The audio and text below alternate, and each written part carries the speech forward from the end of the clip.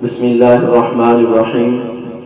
اس نشست میں ہم اعمال اور عقائد کے متعلق گفتگو کرنے جا رہے ہیں، کیونکہ جب ہم دین اسلام کا مطالعہ کرتے ہیں تو اس میں ہمیں دو چیزیں ملتی ہیں، نمبر ایک اعمال، نمبر دو عقائد۔ اعمال کا تعلق ہمارے اعضاء و جوارح سے ہے اور عقائد کا تعلق ہمارے دل کے ساتھ ہے۔ اعمال اور عقائد دونوں کی اہمیت ایک دوسرے سے بڑھ کر ہے، کیونکہ عقائد کے بغیر بھی نجات نہیں ہو سکتی اور اعمال کے بغیر بھی کامل نجات نہیں ہو سکتی۔ لیکن ان دونوں میں اگر دیکھا جائے تو عقائد کا درجہ بڑھا ہوا ہے۔ اس کی وجہ یہ ہے کہ اعمال کی قبولیت وہ عقائد کی درستگی پر ہے۔ اگر عقائد درست ہوں گے اعمال قبول ہوں گے۔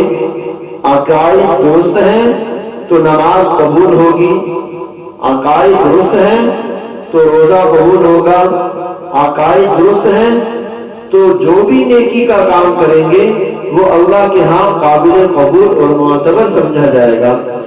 اگر عقائد درست نہیں ہیں تو عقائد کے درست نہ ہونے کی وجہ سے اعمال بھی درست نہیں ہوتے، اعمال بھی اللہ کے ہاں قبول نہیں ہوتے بلکہ مردود۔ عقائد کا درجہ بہت بڑا ہوا ہے۔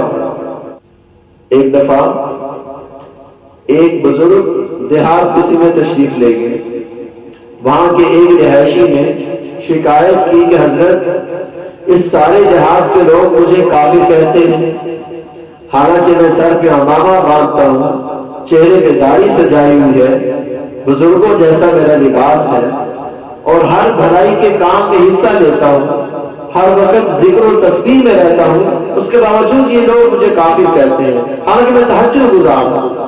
تحقیق کی تو معلوم ہوا کہ واقعتاً وہ کافر ہے، کیونکہ حضور نبی کریم رؤوف الرحیم صلی اللہ علیہ وسلم کی ختم نبوت کا منکر ہے۔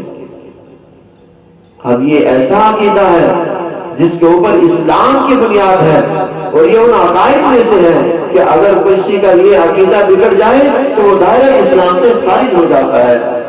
اب یہ شخص کتنی ہی نمازیں کیوں نہ پڑھ لے، کتنے ہی روزے کیوں نہ رکھ لے، کتنے ہی بھلائی کے کام کیوں نہ کر لے، کچھ بھی قابل قبول نہیں، کیونکہ عقیدہ بگڑ چکا ہے۔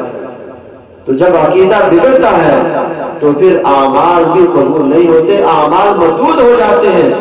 ہاں کچھ عقائد ایسے بھی ہیں کہ اگر وہ بگڑ جائیں تو انسان دائرہ اسلام میں ہی رہتا ہے، دائرہ اسلام سے خارج نہیں ہوتا، لیکن بہت سے عقائد اور نظریات ایسے بھی ہیں کہ اگر وہ بگڑ جائیں تو انسان دائرہ اسلام سے خارج ہو جاتا ہے۔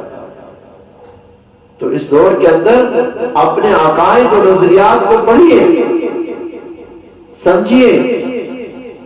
ہمارے ہاں بہت سے ایسے احمق لوگ بھی موجود ہیں جو یہ کہتے ہیں کہ ساری کائنات کا وجود ایک دھماکے سے ہوا، حالانکہ ان احمقوں کو کوئی بتائے کہ دھماکے سے چیزیں بگڑتی ہیں، بنتی نہیں ہیں۔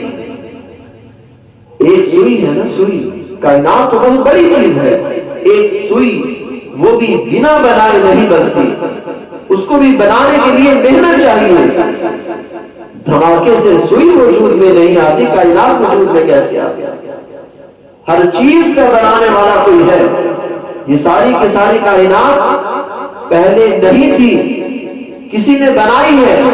وہ کون ہے؟ وہ ایک اللہ کی ذات ہے جس نے ساری کائنات کو وجود بنا۔ یہ کر رہا تھا کہ اس دور کے اندر اپنے عقائد، اپنے نظریات کی حفاظت کیجئے تاکہ ایمان کی سلامتی نصیب ہو۔ ایمان کی سلامتی نصیب ہوگی تو پھر قبر میں انشاءاللہ سکون ملے گا۔ اگر اعمال میں کمزوری ہوتی ہے، عقائد میں کمزوری نہیں ہوتی، ان اعمال کے بگڑنے کی وجہ سے اگر انسان اللہ نہ کرے، اللہ نہ کرے، اللہ نہ کرے دوزخ میں چلا جاتا ہے، عقائد کی درستی کی وجہ سے ایک نہ ایک دن دوزخ سے نکال دیا جائے گا۔ وہ ہمیشہ ہمیشہ کے لیے دوزخ میں نہیں رہ سکتا، کیونکہ اس کا عقیدہ درست ہے۔ اگر عقیدہ بگڑ جائے تو پھر مقدر دوزخ، یا اگر اسی حالت میں مر گیا تو ہاں مرنے سے پہلے اگر توبہ کر لی، ان اللہ لا یغفر ان یشرک بہ ویغفر ما دون ذلک لمن یشاء، یہ شرک ایک ایسا گناہ ہے کہ جس کو اللہ معاف نہیں فرماتے، لیکن کب؟ جب انسان شرک کی حالت میں مر جاتا ہے۔ اگر زندگی میں ہی اس نے شرک سے توبہ کر لی تو اللہ تعالیٰ اس کو بھی معاف فرما دیتے ہیں۔ سورہ عصر میں اللہ تعالیٰ قرآن مجید میں ارشاد فرماتے ہیں اِلَّا الَّذِينَ آمَنُوا وَعَمِلُوا الصَّالِحَاتِ، پہلے عقائد کا ذکر کیا گیا، اِلَّا الَّذِينَ آمَنُوا وَعَمِلُوا الصَّالِحَاتِ، پھر اعمال صالحہ کا ذکر کیا گیا کہ عقیدہ درست ہوگا تو اعمال قبول ہوں گے، عقیدہ درست نہیں ہوگا تو اعمال قبول نہیں ہوں گے۔ اللہ تعالیٰ ہم سب کو اپنے عقائد و نظریات کے تحفظ کے لیے اپنی بارگاہ میں قبول فرمائے۔